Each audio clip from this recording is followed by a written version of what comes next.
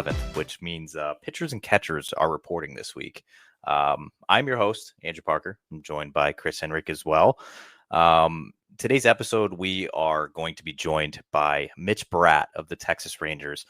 So please stay tuned until the end for the interview with Mitch. Before I do dive into our first segment here, I do want to stop you guys and say, wherever you are listening to this, if you're watching our pretty faces on the screen, please stop. Please like and subscribe, whatever you're on, whether it's Spotify, YouTube, Apple Podcasts, wherever you're listening. Please, please, please subscribe, like, whatever you got to do. Helps us out a ton because we're going to keep delivering these every Tuesday and Thursday to you guys regardless, but it always helps.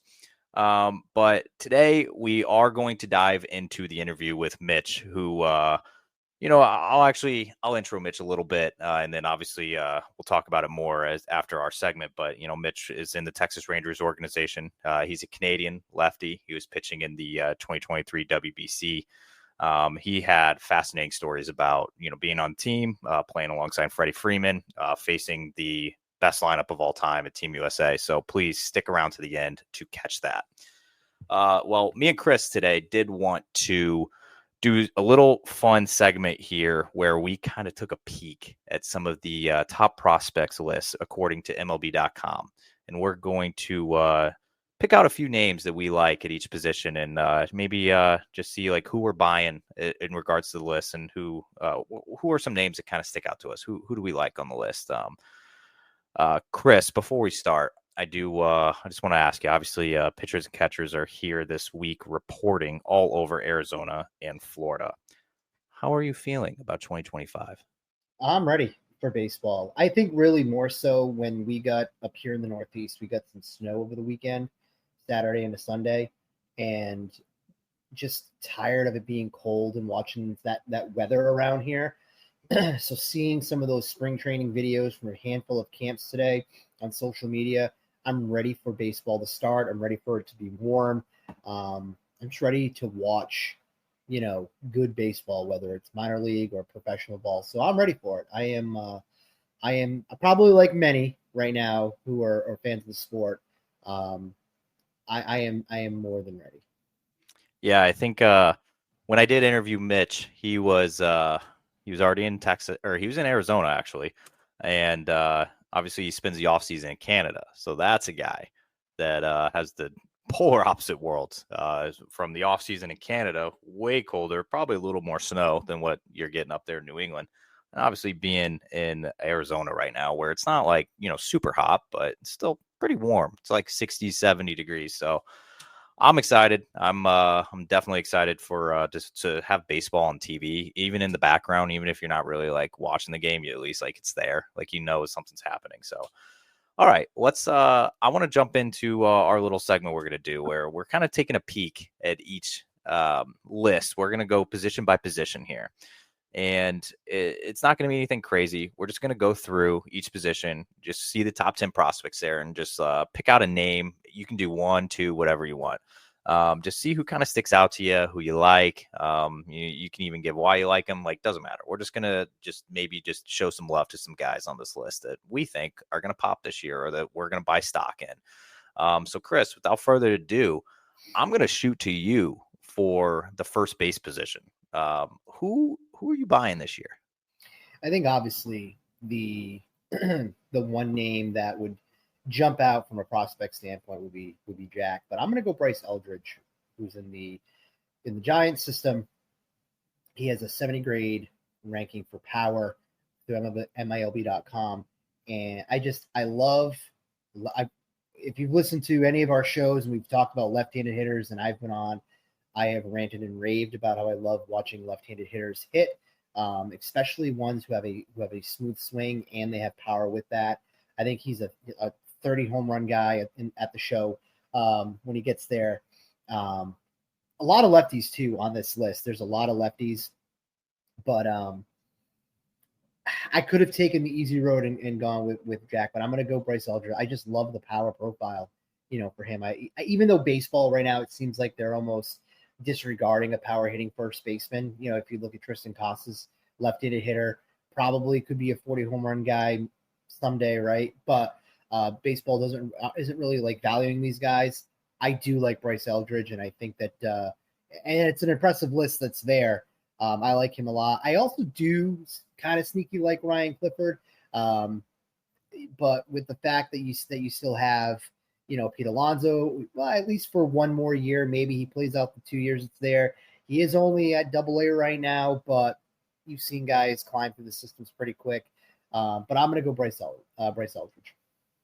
Yeah, I completely agree with you. I think the Pete Alonso free agency situation, I think helped your claim there about how baseball's kind of not really valuing the power hitting first baseman as much as maybe some of the other positions around the field and everything. I just feel like with Alonso, like not settling, but settling in a sense for the deal that he got with the Mets. It's like I think it's kind of telling. It's just like it's they're not held in.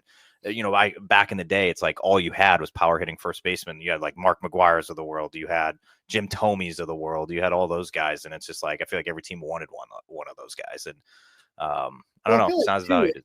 I feel like if you think about it too, like teams are also, they're moving guys around so much and players are learning positions at a rapid clip. I mean, if you just use as an example, a couple of years ago when the Sox got Kyle Schwarber, the guy he didn't play first base, and all of a sudden they were like, all right, you coming off the IL, here's a first baseman's mitt, and he played an okay first base. It just kind of shows you that they'll literally just give anybody a glove and say, hey, you're going to go out to first base, so, I agree. The days I think of these players, where they're, where we would value them, they're being looked at completely differently by the front office executives.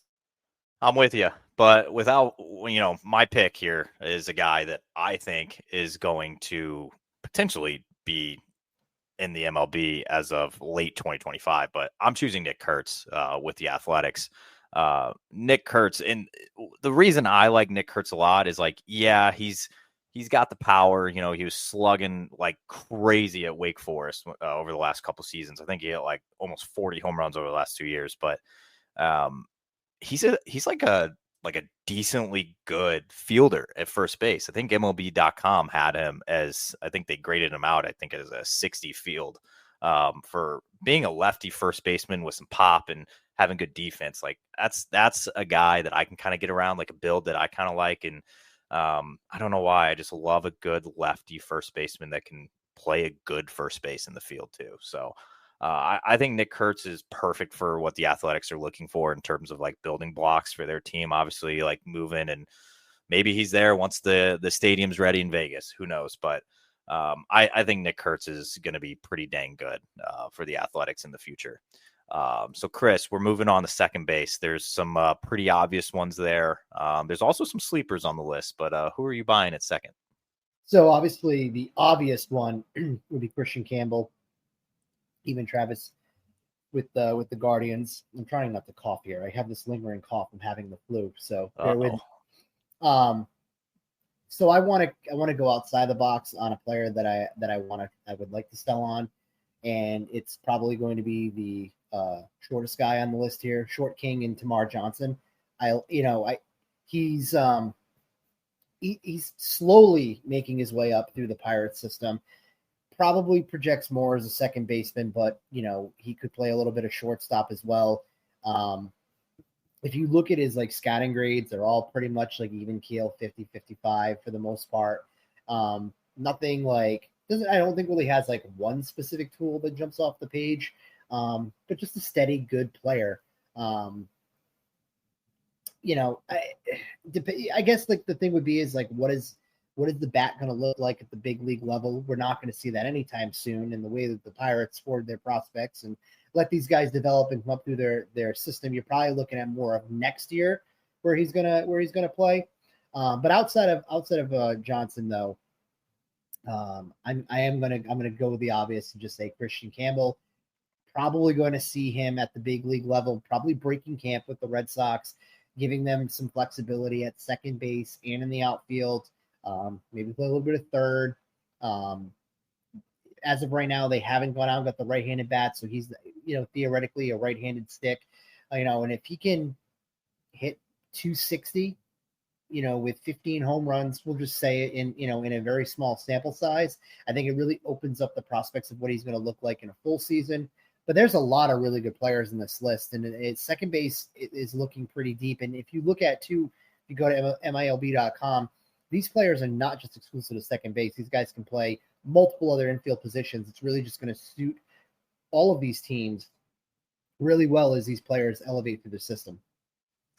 Yeah, my pick is going to be another guy that, you had kind of talked about Christian Campbell, that he could end up breaking camp with the big league team out of spring training. And I think another guy who's got a shot is Christian Moore with the Angels. And obviously Moore was the 8th overall pick out of Tennessee this past year. And I feel like the Angels are that team that, takes those risks. And, I kept thinking about Zach Neto just a season or two ago when, he got drafted and he was already up in the bigs, pretty quickly after that. And I think Christian Moore is going to be another guy. He's an SEC guy. He's 22 years old already. He's not young anymore.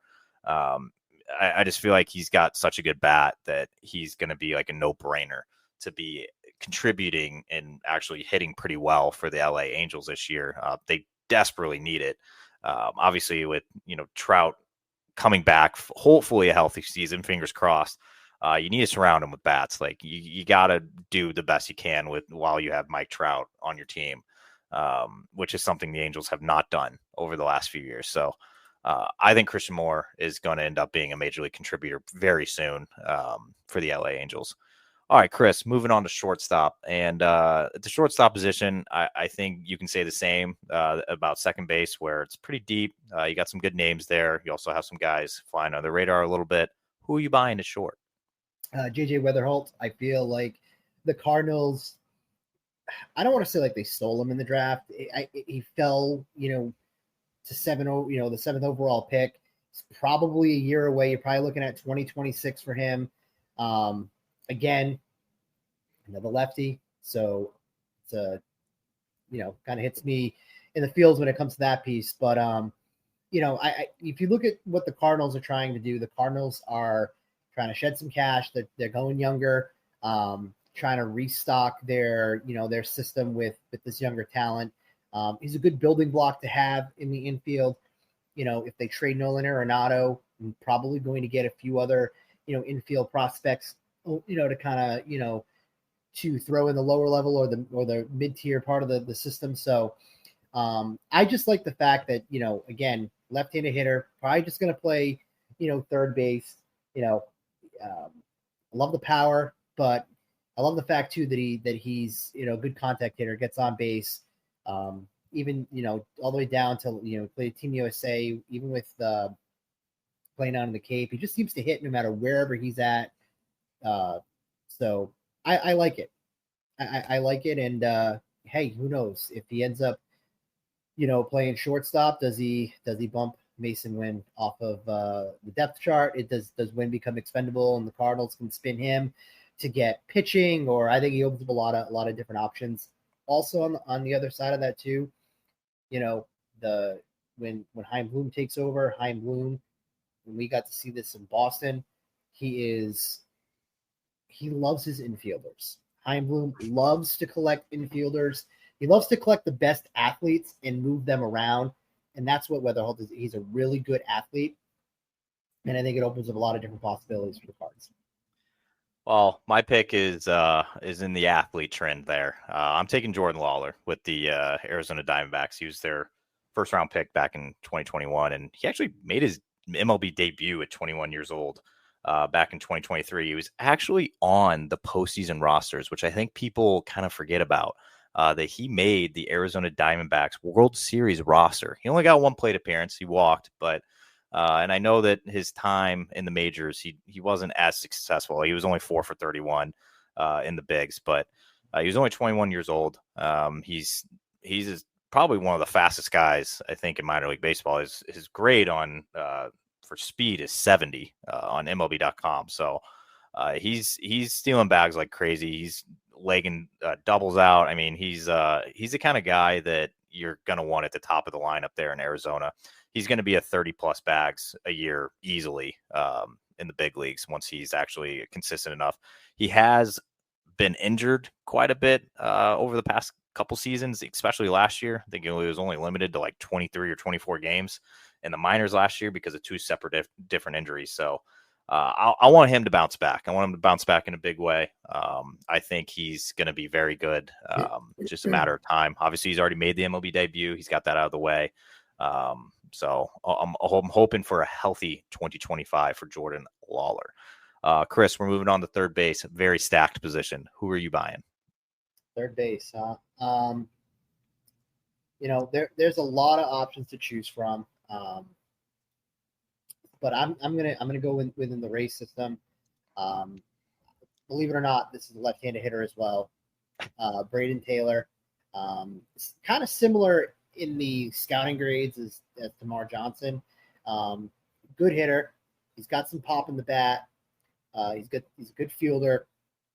I would probably just go and say, like, when it comes to the Rays, though, really does. I mean, they're always loaded when it comes to, when it comes to building their farm system. They got Taylor in like the middle part of the draft. He's probably a year or so away.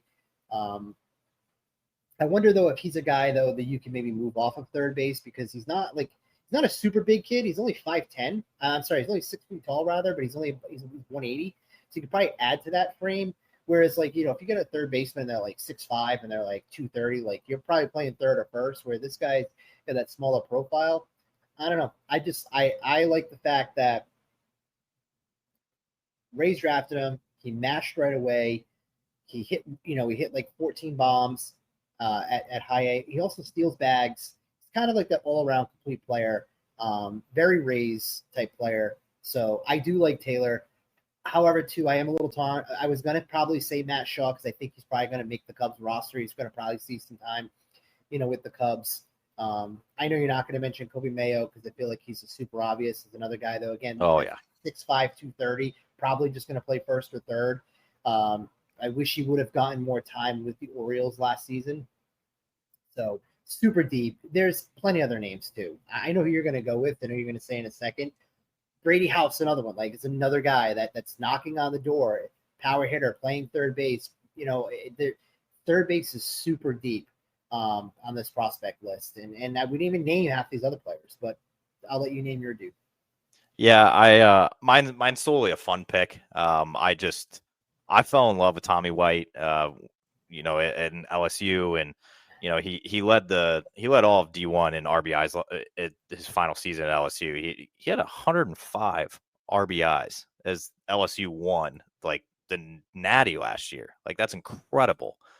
He's got amazing power. I mean, he doesn't play good defense. I mean, I don't think he's going to stick at third base long term. I think he's got first base written all over him, but his bat is going to single-handedly carry him through minor league baseball. He just mashes the ball, and that's all he does. Like, he doesn't play good defense. He doesn't do anything.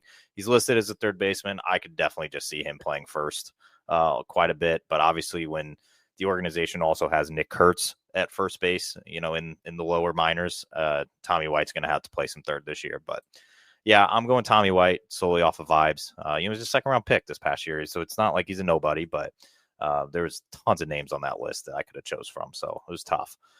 Chris, we're moving on to catcher. And I know we talked a little bit off air about catcher, so I'm intrigued. Who are you buying on this catcher list? Blake Mitchell with the Royals. He's power bat. Probably, it's like, think about it. The Royals have Salvador Perez, and he hit 1 million bombs throughout his big league career. Steady behind the plate, all-star catcher, and they essentially are going to have something very similar. Said he's going to hit on the other side of the box, another left-handed hitter. It's not why I'm picking him, though. I love the fact that he has the power, and he has a rocket of an arm. You're not going to steal on this kid. He's only 20 years old, probably 2 years or so away. I just defensively, I think we got to see that when we were in Worcester and being around a manager who is so focused on the catchers because he was a catcher. So put a little more time into looking at other catchers around the league. I really like Blake Mitchell. I think he's a franchise catcher. And I think the Royals got another one. again, power and arm. What's there not to like?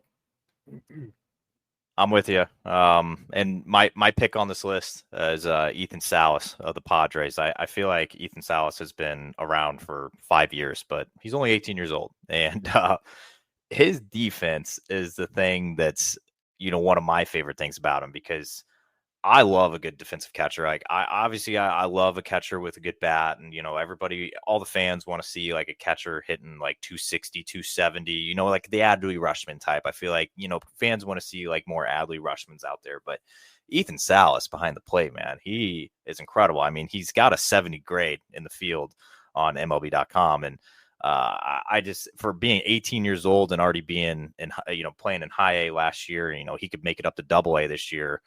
By the time that he turns 19 years old in June. So I'm all in on Ethan Salas. I think he's incredible behind the plate. I think it's just going to be what is the bat, right? It's like, can he keep up with the level he's at for his bat? Like I think the glove is already there. It's already levels above, but it's the bat. Is the bat going to turn around? He only hit 206 last year in high A once he got up there.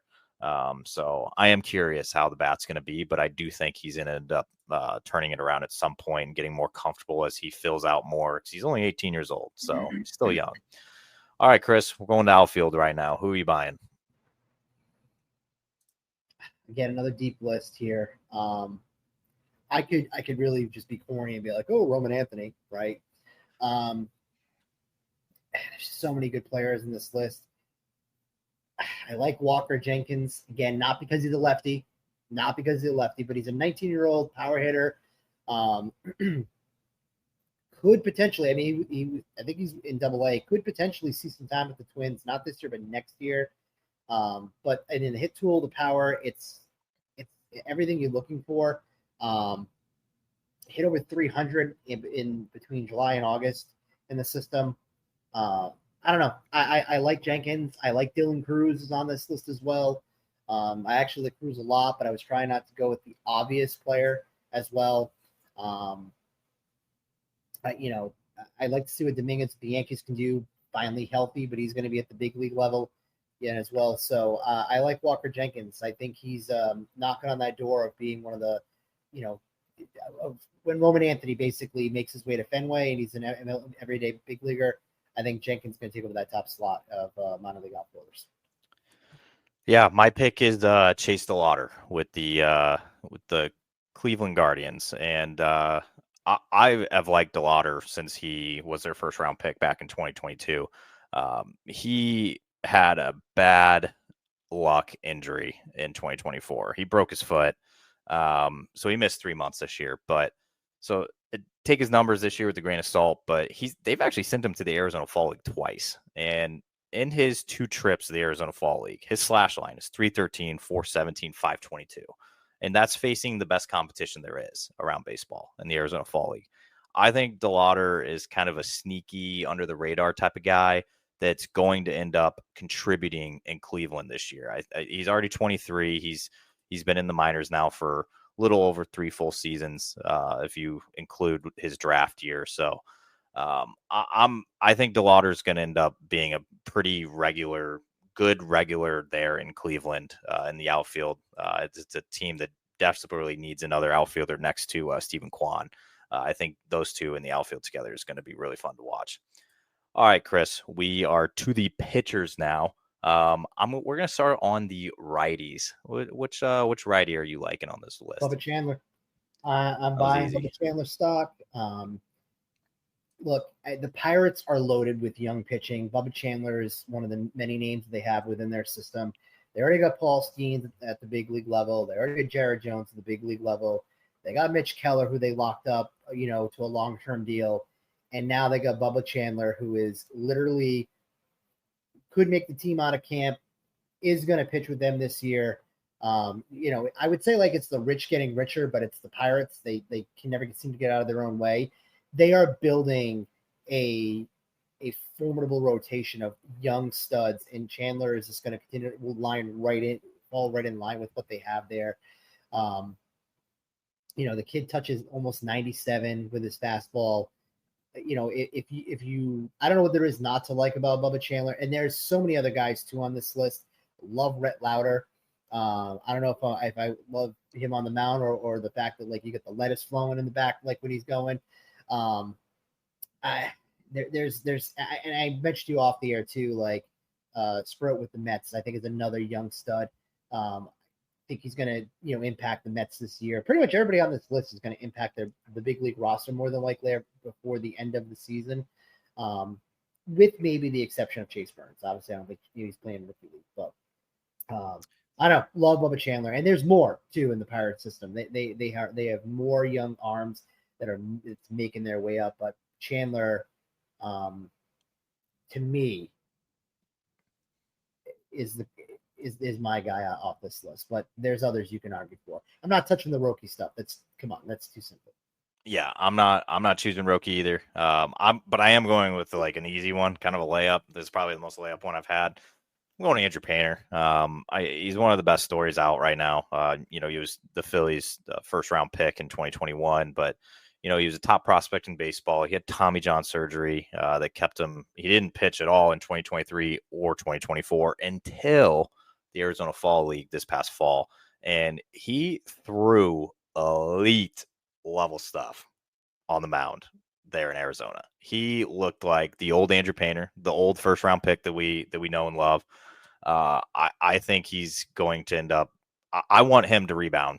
I want him to get back to who he was before the Tommy John. I mean, he didn't pitch for 2 whole seasons in competitive baseball. So I hope Andrew Painter is back. I hope that the Arizona Fall League was not a fluke, and I want to see him back fully healthy for 2025. Yeah, All right. too is you're like, I want to see the Andrew Painter, but he's only 21 years old too. He's I another know. one that feels like he's been around forever, but he's only 21 years old. It is weird. I look at some of the ages on here, and I was saying that about Ethan Salas, and I'm like, I feel like I've like been hearing his name since he was like 15 years old, because we have, to be honest, but he's only 18. Like, it's crazy some of these ages. But all right, Chris, last but not least, shooting to the lefties. Who are you taking off the lefty list? I'm going to go with Justin Robleski, even though he's probably not going to pitch for the Dodgers ever again because they are loaded at every single roster spot on that team, especially from a pitching perspective. He did get a cup of coffee with the Dodgers this year. I actually saw a few games aired on ESPN in which he pitched this past year. It was only 8 games, 6 starts. Left-handed pitcher. I don't know what it is about lefties, but left-handed pitcher. He doesn't throw like super hard anymore, but he's got a solid pitch mix, fastball, curveball, slider, cutter. Also has a change in there. Control, not really an issue. I just think that he needs time, and if the Dodgers weren't stacked and loaded, and he was in a different system, or even like a different team, I think like a full season where he made anywhere between 25 to 30 starts, I think you'd be pleasantly surprised with what you're going to get out of him, especially as a lefty. Probably not, I don't know if he profiles as like a front of the rotation kind of guy, but yeah, it's like the rich is still super rich. And what's good with the Dodgers though is they can take a Justin Robleski and they can trade him at the deadline. And I'm not sure what they need at this point, right? But if they needed to get something else or someone went down, or at the very least their pitching seemed to going down a little bit, he's got some depth and an option. I like Robleski. I also like Jackson Ferris, but same thing. I just don't see either one of these guys sniffing the Dodgers roster. Yeah, I agree. I feel like we're going to see one of those names traded off of their team at some point in 2025. Obviously, once even maybe towards the deadline, and the Dodgers are 10, 15 games up, and they just want to solidify their run to the postseason. But my pick is to round us off here, Hagen Smith. I know he's not the top lefty on the list in the White Sox organization that belongs to Noah Schultz, but I have a soft spot for the SEC. Big SEC guy, and I think if you're pitching in the SEC, you're facing some lineups every single day. You're out there of guys that teams loaded with professional hitters there. He was the SEC pitcher of the year this past year. He was the 5th overall pick.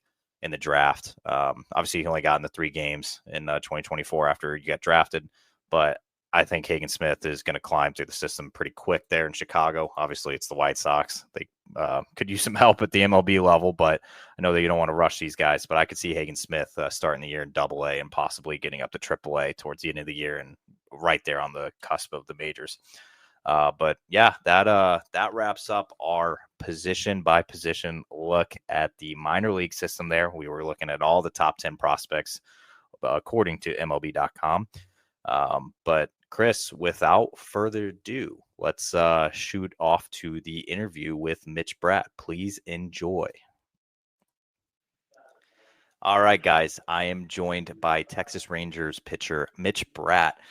Mitch, we were just talking a little bit off air. I know you're down at the complex in Arizona, but how have things been so far since getting to Arizona?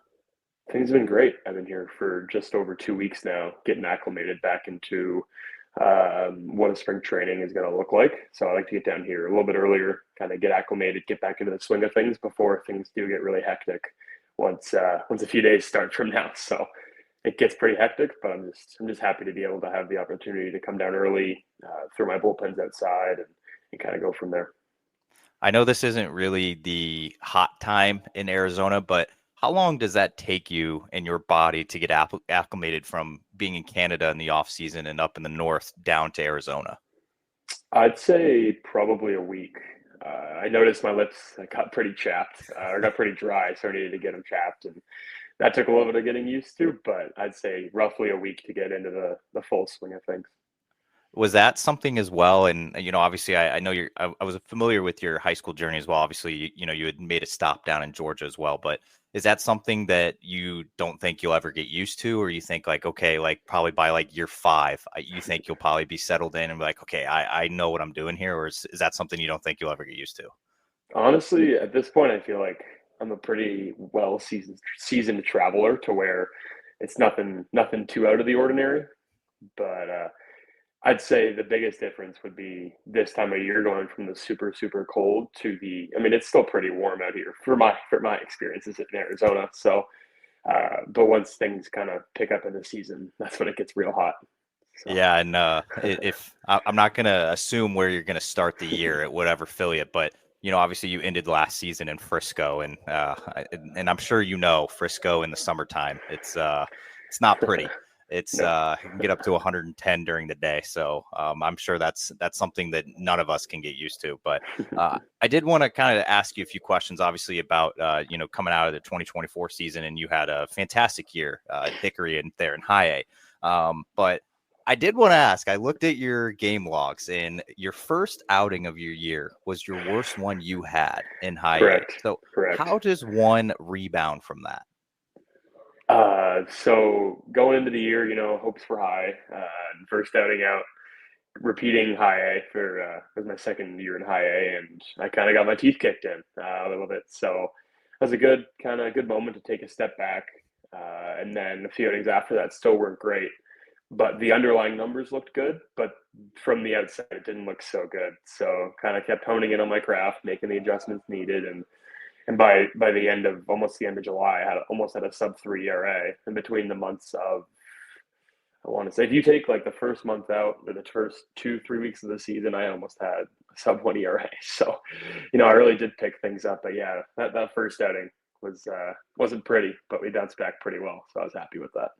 Yeah, I feel like it, in an alternate universe somewhere, you had that first start and you did what you did and you just kind of let it snowball from there. But you didn't do that. You Right. turned it around quickly and you did that. Yeah. And did that help the confidence at all? Obviously, getting the real bad one out of the way, the very first one of the year, you can't get much worse than this, and you kind of roll from Right. there. Yeah, no, I agree. I mean, they say one bad outing really won't ruin your ERA until you give up 7/3. So that'll do it. But no, I did bounce back well. But just honestly building off of each outing. My goal at the beginning of the year was to throw 100 plus innings, which I'd never done before, and I got up to 115, I believe. So that was a big one, trying to stay deep in games. I think I had a stretch there for almost 2 months where I went 5+ innings almost every outing. So that was the goal, just go 5+ and put the team in the best position to win a ball game. And so obviously, what you did in high A, and I know you said you were kind of repeating the level a little bit, but you did end up making it double A, and you pitched a little bit there in Frisco to end the year. What was the experience like going up to double A? It was sweet. I mean, I know a lot of guys who were with me in high A in 2023 who were there this past year. So the adjustment process off the field wasn't too bad.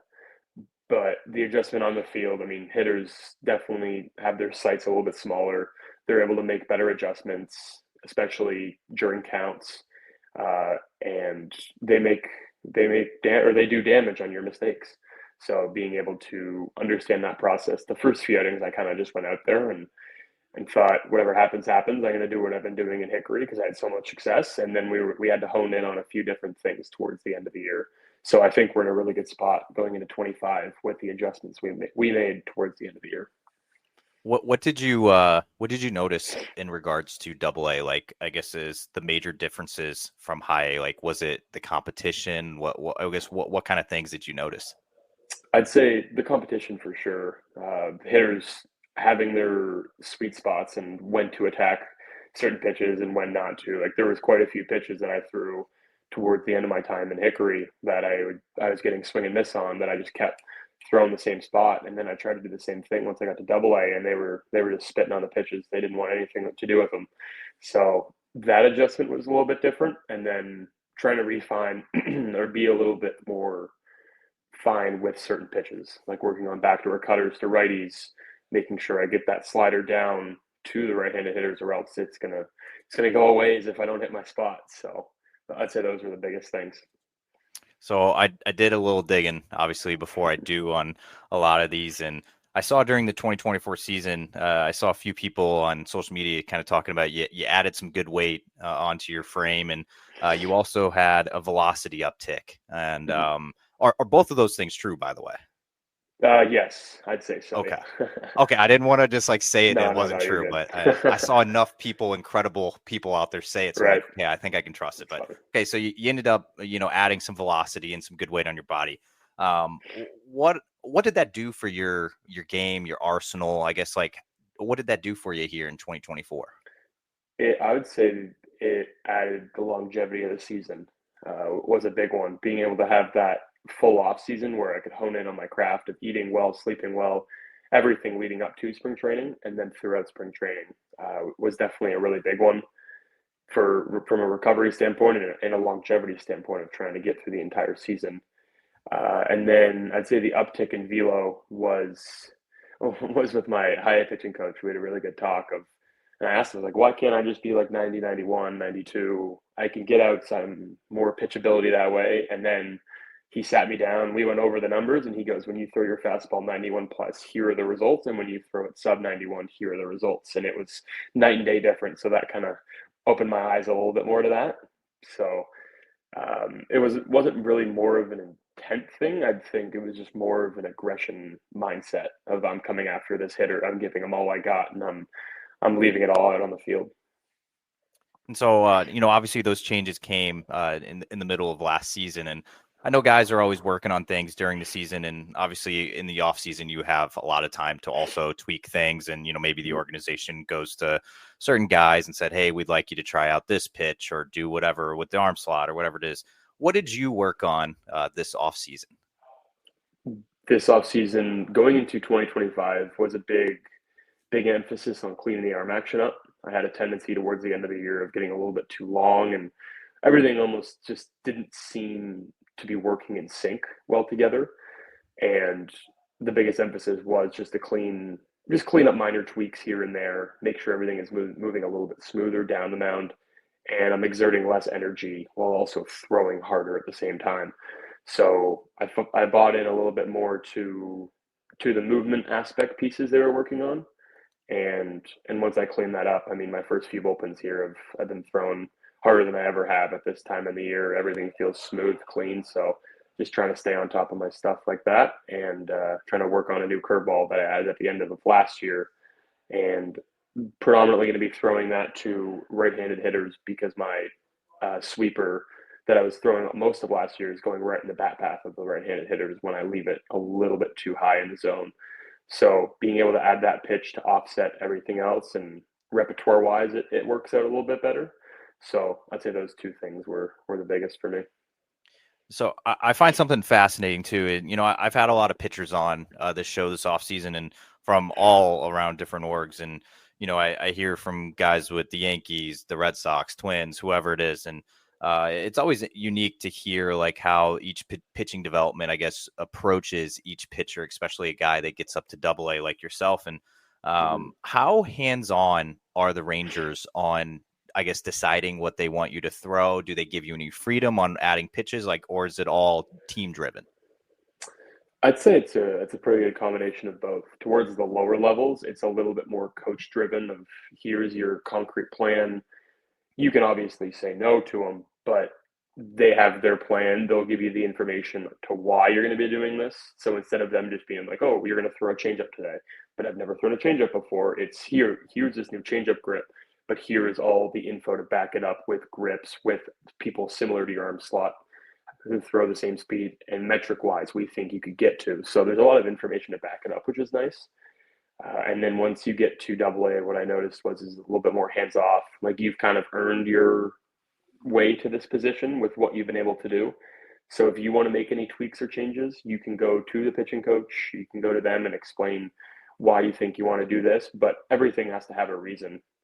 That's what I've noticed is one day I'm not just going to be like, I'm going to start throwing a splitter, and then they're going to be like, why? And if I don't have an answer, then they're going to be like, you haven't done enough research into yourself to why you need to do that.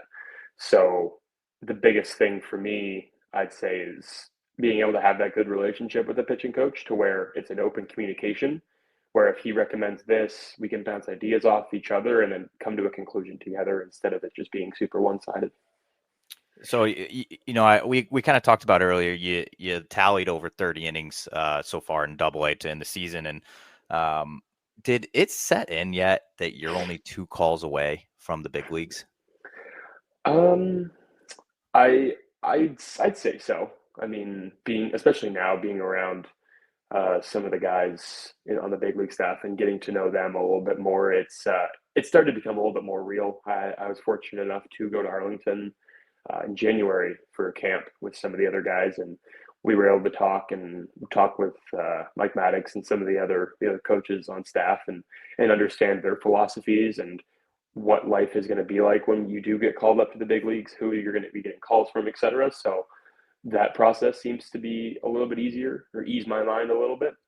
But I think on the day of my major league debut, when it does happen, it's going to be pretty surreal, and things are going to go well, but I know it's going to be a lot in the moment. So it's kind of funny. We were talking about like the big league team and they're in Arlington and everything. And I had Grant Anderson on the show a few weeks ago, and obviously he had a front row seat for their World Series run a couple years ago now. And hearing his story of how he went through the system, and I also had Justin Slayton on the show as well, who was also in the Texas Rangers system a couple years ago. But so they kind of both gave their perspectives of what it was like playing for the Rangers and how they like treated, their pitching development and I guess just development overall. But for you as a younger guy in the system, obviously your perspective is a little different than a Grant Anderson per se. But, for you pitching in the minor leagues for the team that won the World Series, what was that like from your perspective? It was a cool experience seeing guys that I knew personally be able to experience that in the World Series and the success they had.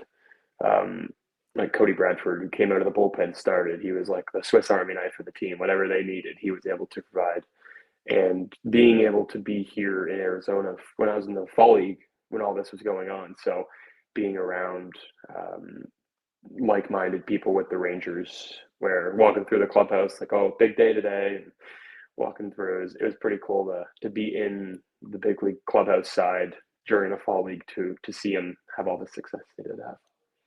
Yeah, obviously I know that, you were a little farther off. I think you were down in low A or high or whatever it was, right, whenever that they were making the run. But I always think it's so cool though. Obviously, like, your organization that you're in goes on and wins, and you're seeing guys, you're like, hey, like I was, my locker was kind of like right down from this guy's in spring training, and now this guy's like pitching in the World Series. So it's always cool. Well, speaking of like big events, obviously we're creeping up. It's already 2025, creeping up on the next WBC. I want to ask you, how excited are you to potentially be part of the next WBC? I'm excited. The roster going forward is going to be pretty good if we can get everybody on board for that team. I think we got something to prove with Baseball Canada. We kind of fallen out of the preliminary teams, but I think if we can put a really good roster together, we'll be front and center with all the big countries in the world. So I'm excited for the opportunity if I do get it, and I know I'll be able to put a good roster up. So obviously, you took part in the WBC in 2023, and I want to ask you, like, having experienced that at such a young age, what kind of things do you think you took from that experience going into even pro ball, and then essentially, I guess, eventually the next WBC? What kind of things are you taking from that experience? I'd say the biggest thing that I talk to a lot of mental coaches and just people in the organization is like you've almost already had your big league debut against one of the best lineups of all time. So, I mean, very grateful for the opportunity. It was very cool to have that group around me. Obviously, things didn't go the way I wanted, but it was cool to see the group that we did have with the team of.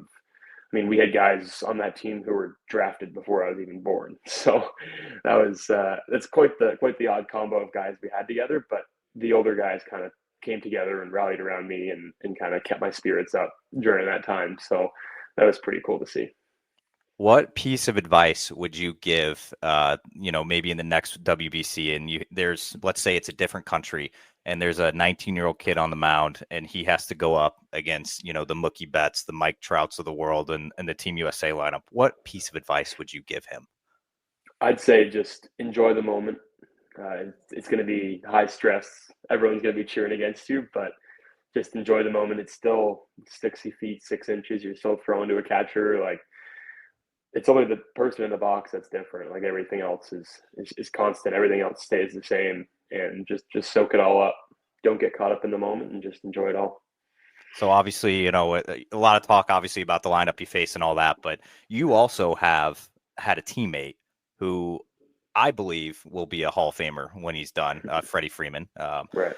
So what was it like having him, there in the dugout, in the clubhouse, and just sharing like, a team with him? It was a cool opportunity to be with Freddie. He's a really down to earth guy, really really good guy in the clubhouse. After the game or during the game, I remember he kind of patted me on the chest right as I was coming out of the game, and I don't remember at the moment. The only reason I remember is because I saw it back. But being able to talk to him after, it was a cool experience. He's like, keep your head up, like you're young, bright future ahead of you. And I just said thank you for kind of boosting me back up in the moment. But no, he was a really good guy and good company to be around.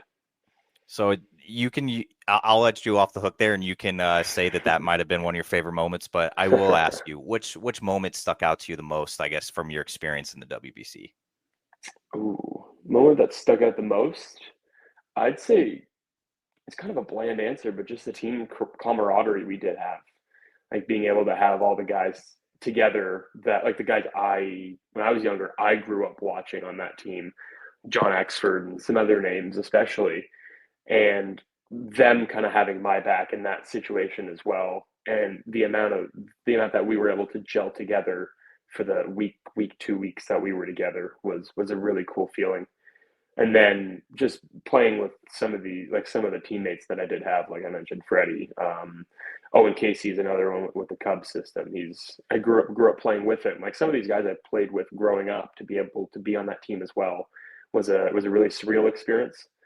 And yeah, honestly, just the team No, camaraderie was the biggest yeah, thing for me.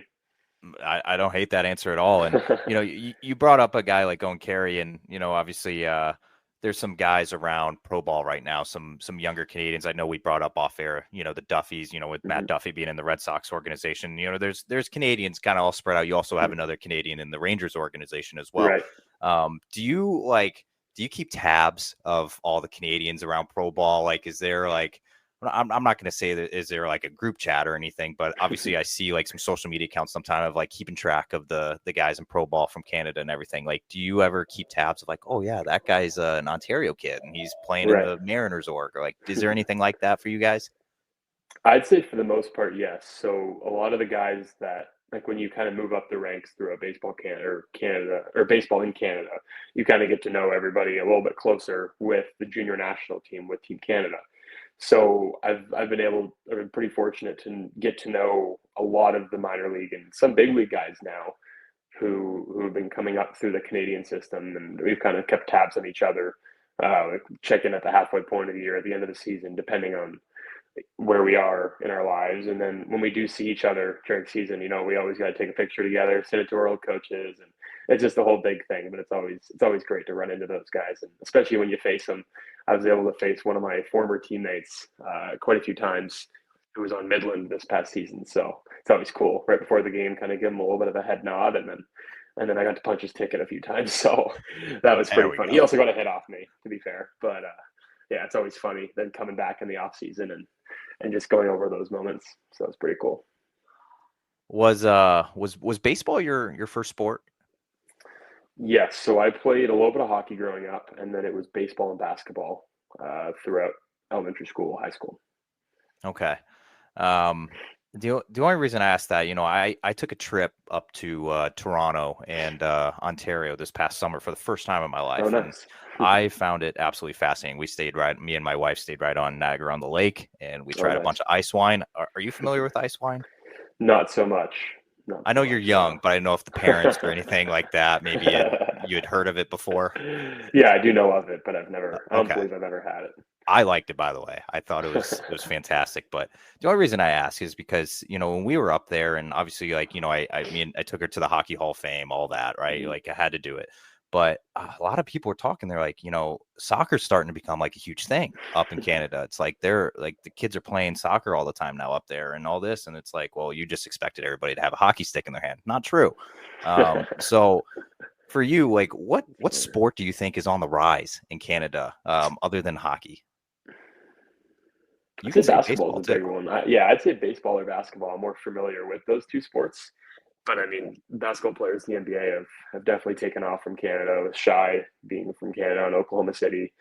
Um, and then more so baseball too. I feel like when I was coming up through the ranks between like 2018 to 2021, you had some guys like it was kind of far and few between. But now looking back on it and talking with some of my old coaches, and they're like, we have some kids who could be something really special and committing to some high end Division I universities. And when I was home, being able to see them throw a hit, whatever it may be, it was pretty cool to see where they were in retrospect to where I was when I was their age, and be able to give them advice, feedback on whatever it may be. Yeah, I'm a firm believer. I am not sleeping on Canada. I'm not sleeping on them in the World Cup coming up either. Like I think they're on the rise. Like you said, basketball, they got some good guys coming up as well, and baseball as well. So obviously looking forward to just Canada sports in general in the next decade. I think it's going to be probably the For best sure. it's been. Okay, so I got a question for you to kind of wrap this up here. You already are down there at the complex spring training. I think pitchers and catchers report this week. Next few days. Yeah, next few days. Yeah. So everybody will start to kind of get down there, and you'll start to see everybody again. For you, with this spring training camp coming up, what kind of things are you looking forward to? Like, do you set like any, maybe not statistic goals, but do you set any, like, I guess any other type of goals throughout spring, or I guess like what do you use spring training for? Spring training, I'd say for me, especially, is just to make sure everything's in a good spot going into the season. So being able to kind of refine those minor tweaks that I made in the off season, making sure those are all solidified before going into the season. Because I mean, there have been times, I think everybody goes through it, where during the season you're trying to make tweaks and changes, and it just doesn't really pan out too well, just because you're playing every day as a hitter and throwing how many ever times per week as a pitcher. Like, it's tough to make those in-game changes, especially when everything matters, when everything's kept track of. Meanwhile, spring training, nobody really keeps track of stats. Just being able to kind of make sure you feel good and make sure things are kind of clicking the way you want. And then if that's the case, then you're good to go for the season. So something for me that I'd say going forward is just continuing to hone in on my craft of throwing strikes, getting hitters out. I talked about some stuff with my pitching coach at the end of last season, just pitch usage wise, that I think I'm going to work on a little bit more this spring training than I ever have. And then once I kind of have that honed in, I'm able to go into the season and go from there. All right. So, I earlier in the show, you kind of talked about you hitting 100 innings for the first time in your career. What's the goal this year? I'd say the goal would be, again, to throw 100 plus, 110 plus innings and just stay healthy as best as I can. It's pretty similar goals to last year.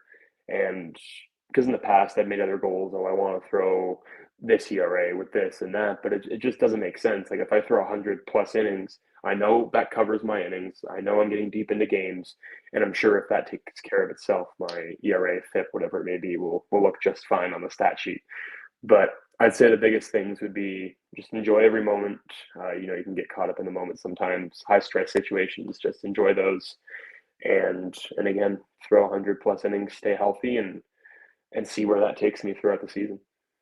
Always good to see guys, hovering around, 110 plus innings. It's always good to see, man, because it's obviously you stayed healthy all year and you went deeper into games, like you said. So, Mitch, thank you so much for hopping on. Obviously, we're looking forward to the season starting up here very, very shortly. And obviously, best of luck to you for the rest of spring, and then obviously once the affiliate ball starts. But thank you so much for hopping on. No, thanks for having me. I appreciate it.